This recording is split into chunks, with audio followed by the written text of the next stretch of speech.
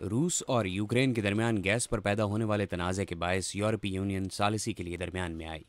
یورپی یونین روس کے قدرتی گیس کے ذخائر کروڑوں یورپی گھروں تک پہنچانا چاہتی ہے، جو اس سال کی سخت ترین سردی میں ہیٹنگ سے محروم رہے۔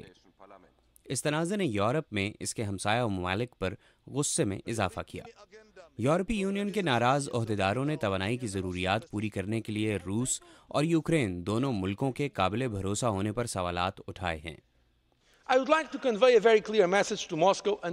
میں ماسکو اور کائیو پر یہ واضح کرنا چاہتا ہوں کہ یورپ کے ساتھ معاہدے کو فوری طور پر پورا نہ کیا گیا تو کمیشن یورپی ممالک کو یہ مشورہ دے گا کہ وہ اس معاملے کو عدالتوں میں لے جائیں۔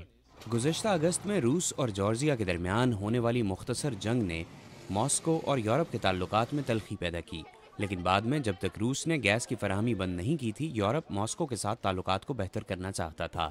گزشتہ سال دسمبر میں یورپی حکومتوں نے روس کے ساتھ مذاکرات کا پھر آغاز کیا تھا۔ یورپ نے اپنے 6 مشرقی ہمسایوں Armenia, Azerbaijan, Belarus, Georgia, Moldova اور یوکرین کی طرف بھی دوستی کا ہاتھ بڑھایا۔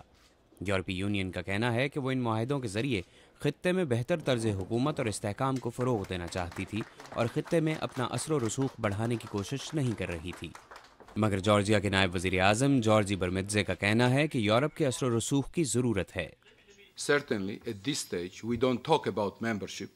اس موقع پر ہم رکنیت کی بات نہیں کر رہے کیونکہ ہم جانتے ہیں کہ ہم تیار نہیں ہیں، یورپ اس کے لیے تیار نہیں، مگر ہم ترقی، جمہوریت کی مضبوطی، جمہوری اداروں کی مضبوطی اور تعاون کے ذریعے اپنے مقاصد حاصل کرنا چاہتے ہیں۔ گو کہ یورپ ابھی تک خطے میں اپنا اثر و رسوخ بڑھانے میں کامیاب نہیں ہوا، مگر اس کی تیاری ضرور کی جا رہی ہے۔ یورپ کو چاہیے کہ وہ خطے کے سیاسی اور معاشی معاملات میں خود کو شامل کرے۔ اگر یورپ وہاں پہنچنے میں کامیاب ہو گیا تو پھر وہ اگلے 5 سے 6 سال کے اندر مشرق میں اپنے ہمسائے ممالک کے اندر جمہوریت کے فروغ کے لیے کام کر سکے گا۔ مگر یورپ کے لیے سب سے بڑا سوال یہ ہے کہ کیا وہ اپنی توانائی کی ضروریات کو پورا کرنے کے لیے ایک ایسے ملک پر بھروسہ کر سکتا ہے جو اس کی سرحدوں سے باہر ہے؟ صدر براک اوباما کے آنے سے روس اور امریکہ کے تعلقات میں بھروسے کی نئی امید قائم ہوئی ہے۔ صدر اوباما نے اپنی پہلی پریس کانفرنس میں کہا کہ روس بین الاقوامی تنازعات کے حل کے لیے اہم کردار ادا کر سکتا ہے۔ اس کے ساتھ ساتھ امریکہ نے افغانستان میں موجود نیٹو افواج کو غیر فوجی سامان کی ترسیل کے لیے بھی روسی سرزمین کو استعمال کرنے کے لیے روس سے درخواست کی ہے، جس پر روسی حکومت تفصیلات کا انتظار کر رہی ہے۔ محمد عاطف، اردو VOA، واشنگٹن۔